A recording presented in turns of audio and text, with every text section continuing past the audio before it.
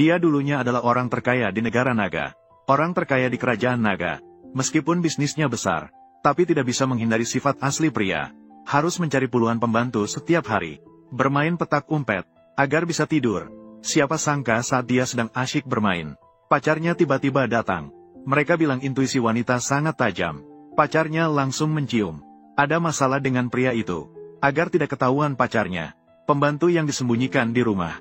Pria itu segera bersumpah kepada pacarnya. Jika ada wanita lain, semoga langit menghukumnya. Mereka bilang pria buruk tidak boleh sembarangan bersumpah. Tidak sepatah pun bohong. Baru saja pria itu selesai bersumpah, beberapa petir langsung menyambar. Mungkin Tuhan melihatnya. Selain agak buruk, lainnya masih baik-baik saja. Maka memutuskan memberinya kesempatan kedua untuk memperbaiki diri. Detik berikutnya pria itu menyadari dirinya. Tiba-tiba kembali ke tahun 08. Dan tuan rumahnya adalah seseorang dengan nama yang sama dan buruk seperti dia. Setiap hari entah berjudi atau memukul istri. Rumahnya sudah kosong, kehilangan segalanya. Hanya bisa makan satu mangkuk setiap kali makan. Mie dengan kuah yang sedikit. Pemuda melihat mangkuknya sendiri. Satu-satunya telur mata sapi. Dengan putriku di sebelahku. Dia langsung memasukkan telur mata sapi ke dalam mangkuk putrinya. Wang Hao, jangan berpura-pura lagi. Tidak ada uang lagi di rumah. Dan kamu berutang di luar lagi.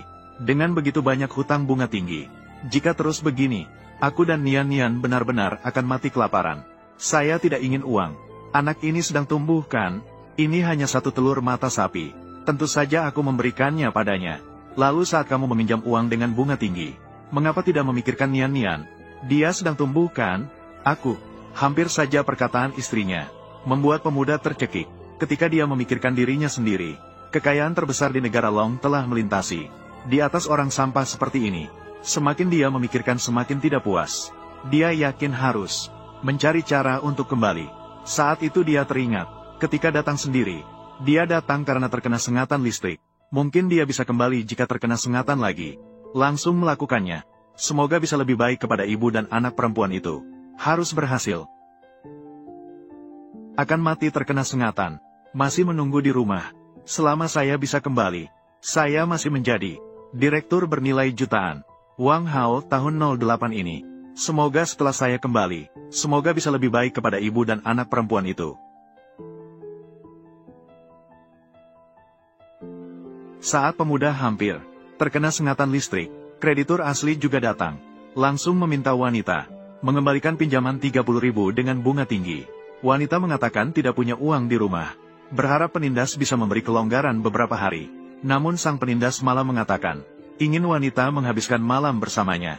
Wanita langsung menolak, permintaan yang tidak masuk akal dari penindas. Penindas melihat wanita menolaknya, langsung menjadi kasar. Adik juga mulai merusak barang-barang di rumah. Mulai memukul dan merusak. Anak perempuan menangis histeris di samping. Saat itu, di dapur, pemuda juga bersiap untuk bunuh diri dengan listrik. Waktu dan ruang yang tepat. Mendengar teriakan tangisan dari luar. Dia tidak bisa menahan lagi. Tuhan, kamu menang. Jika aku membuat mereka, ibu dan anak, tidak bisa hidup dengan baik. Nama keluarga saya bukan Wang.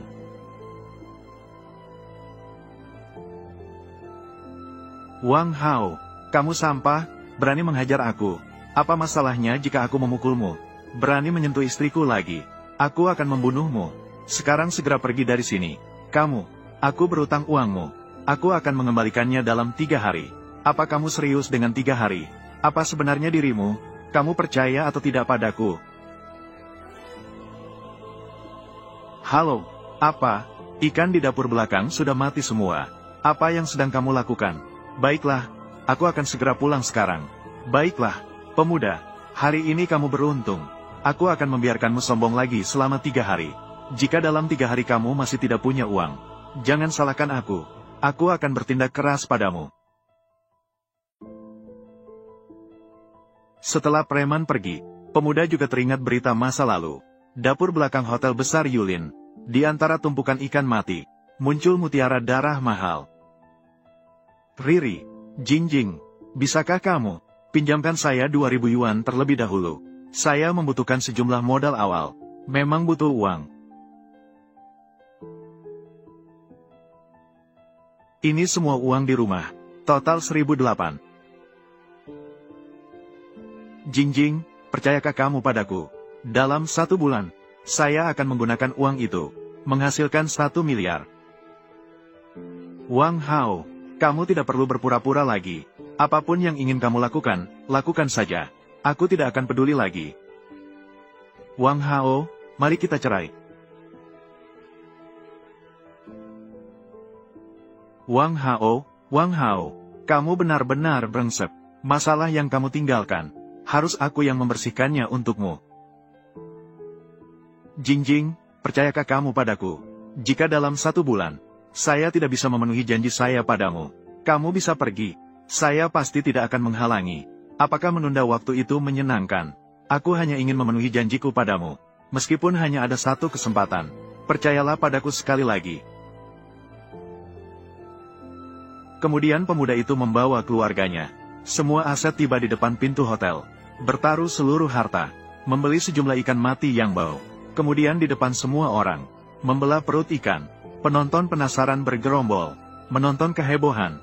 Pemilik hotel langsung mengejek pemuda. Dia hanya bodoh. Mencemari udara di sini. Namun ketika pemuda membuka ikan terakhir, tiba-tiba dari perut ikan, cahaya merah menyilaukan. Penonton yang berkumpul, semua terkejut sampai terbuka mulutnya. Pakar penilai menyatakan, bola merah yang dipegang pemuda adalah mutiara darah Laut Utara yang legendaris. Pemilik hotel tidak bisa menahan diri, menyesal dan menggosok kepalanya.